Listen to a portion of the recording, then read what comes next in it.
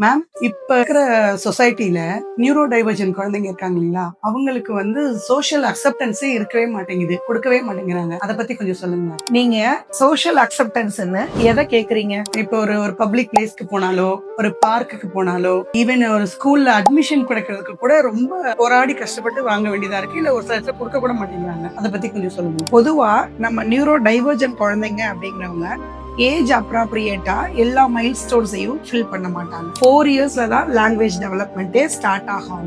சில parents 6 years கூட கொண்டு போறாங்க, டிலே ஆகுறாங்க. ஸோ இந்த மாதிரி டைம்ல நம்ம நார்மல் நியூரோ டிபிக்கல்னு சொல்ற குழந்தைங்க படிக்கிற ஸ்கூல்ஸ்ல போய் எனக்கு அட்மிஷன் கொடுங்க, என் குழந்தையும் இங்க படிக்க வைங்க அப்படின்னு பேரண்ட் ஒரு சோஷியல் ப்ரெஷருக்கு ஆளாகிறாங்க. பொதுவா நம்ம குழந்தைக்கு ஒரு அசிஸ்டன்ஸ் தேவைப்படுது ஒரு பர்டிகுலர் இயர்ஸ் வரைக்கும், இல்ல பர்டிகுலர் சிஸ்டம்ல தேவைப்படுது, லாங்குவேஜ் ஸ்டடீஸ் இப்படி எதுவா வேணா இருக்கலாம். இந்த அசிஸ்டன்ஸ் தேவைப்படுறது எங்க கொடுக்குறாங்களோ, அது ஸ்பெஷல் தெரப்பி கொடுக்குற சென்டர்ஸா இருக்கலாம், இல்ல ஸ்பெஷல் ஸ்கூல்ஸா இருக்கலாம்.